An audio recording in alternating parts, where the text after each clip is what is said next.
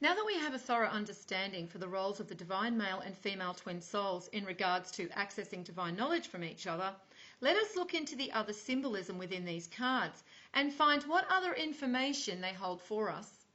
First, let us return to the magician, who is symbolic for the divine male twin soul in the ethereal form. Both the magician and high priestess cards are showing the divine male and female twin souls have not yet manifest into their physical state. They still only exist in their ethereal form.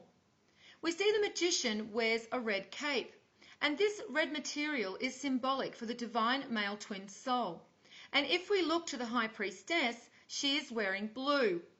We will often see these red and blue coloured garments representing the divine male or female twin souls depicted in religious paintings. The divine twin souls are often shown wearing these red and blue garments. However, sometimes they are worn on another person to represent the divine twin souls, or even as just material floating or resting nearby. However, whenever the symbols of red and blue cloth are depicted in a painting, they are representing the divine twin souls. The magician stands behind a square table, symbolizing that even in the ethereal form, he is more connected to the foundational characteristics, and this is because he has more of a connection to our sun, the manifester of the physical plane. Now let us look to the High Priestess card in more detail. We see that she sits on a throne with the opened Torah on her lap, and as discussed in the last video, this is symbolic for her ability to make coherent and rational sense of divine knowledge, which the Torah represents.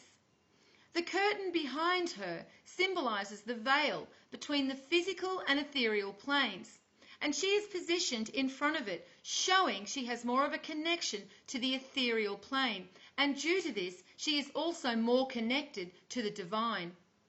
In Michelangelo's painting called The Creation of Adam, we see God's arm is around the divine female twin soul, who in this instance is being represented by Lilith.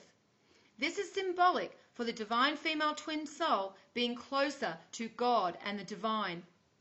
We can also see the red and blue cloth, symbolic of the divine male and female twin souls, being depicted within this painting. However, this connection to the divine is also represented in the 8 pomegranates shown on the curtain. 8 is symbolic for the immortality of the divine female twin soul. And when we look deeper into the symbolic meaning of the pomegranates, we find they are also connected to God consciousness and Orion. Let us first look to where they are mentioned in 1 Kings 7, verses 13 to 22. These verses tell of the pomegranates depicted on the 2 pillars standing at the entrance of King Solomon's temple, which represents God consciousness. These are the same pillars also depicted on the High Priestess card, which stand for Yachin and Boaz. These 2 pillars are representing the gateway to the God consciousness of Orion, and this gateway can only be accessed through the heart, for the gates only open to those who are deemed worthy of immortality. If we look to verse number 20, it says, "The capitals of both pillars, above the bowl-shaped part next to the network, were the 200 pomegranates in rows all around." Now, if we look to the number keys we have from ancient Egypt, 20 is shown to us as one of the numbers connected to the heart. However, you will also note that the number 8 is related to the heart too, as is the sun. And we see a cross is also depicted on the chest of the High Priestess. This is also showing the connection of the sun and the heart. It is also interesting to note that the heart of a human fetus beats for the first time on the 20th day. There is also a connection between the 200 pomegranates on the 2 pillars and the sun, for there were 200 days from the Venus transit on the 5th of June in 2012 to the December 21st solstice. As discussed in the first video, this is when Horus, the new sun was birthed. The high priestess also wears the headdress of Isis, who is also symbolic of Venus. And we can see that in the paintings where Mary is depicted with the pomegranate, she is holding Jesus as a child. The pomegranate and the divine female twin soul are also mentioned in another verse in the Bible, with this quote from the Song of Solomon 4:3. Thy lips are like a thread of scarlet, and thy speech is comely. Thy temples are like a piece of pomegranate within thy locks. We can clearly see that he is speaking of the divine female twin soul. And if we look to Lilith and Mary Magdalene, who are symbolic of the divine female soul, there is mention always made of their beautiful long hair. And the verse 4:3 equals 7, which also equates to the ethereal form. There is also a strong connection to the divine female twin soul and God consciousness in Orion within the Greek and Roman mythology regarding the goddess Hera, who is directly related to Zeus, being one of his three sisters. In Greek mythology, it is Zeus who is symbolic of Orion and God consciousness. Hera is often portrayed with the pomegranate in her hand, and the cow, lion, and peacock are also sacred to her. So once again here with Hera, we see the female twin soul and a connection to the peacock, symbolic of the changing light, bringing in higher consciousness and with it divine knowledge. However, with the mythology of Hera, there is a direct connection to Orion. For in the Orion story, Hera cast Pomegranate Side, an ancient city of Antalya, into dim Erebus for daring to rival Hera's beauty. This is speaking of the waxing and waning of consciousness and the access to divine knowledge within the divine female twin soul that comes with the new light from Orion.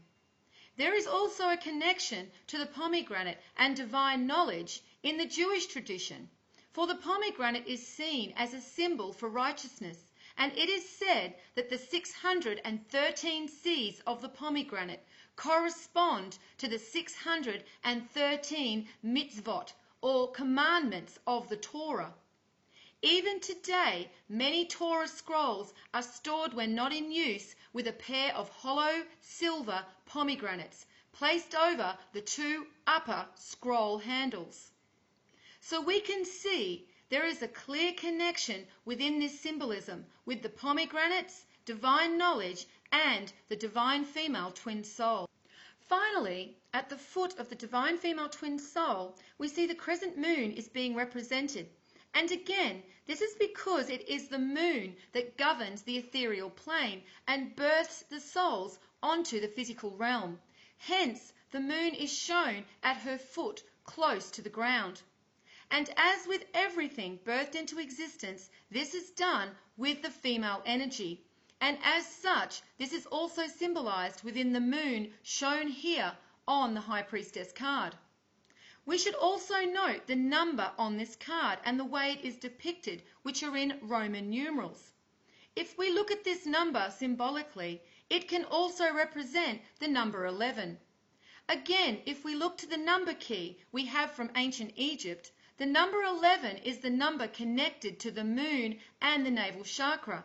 And as mentioned in the first video, Edgar Cayce stated the soul burst into the physical container through the Leiden energy point, which was located at the navel area. And we also see this in the inscription of the great high priest of ancient Egypt called Nepaneteru, which says, "The West seeks to hide from him who follows his heart. The heart is a god, the stomach is its shrine." So we see there is a connection to the high priestess, the moon, and the birthing of souls to the navel energy point, and the symbolic representation of the number 2 on this card also confirms this once again. So now we have had a look at the symbolism locked into the magician and high priestess cards in relation to the ethereal form of the male and female twin souls.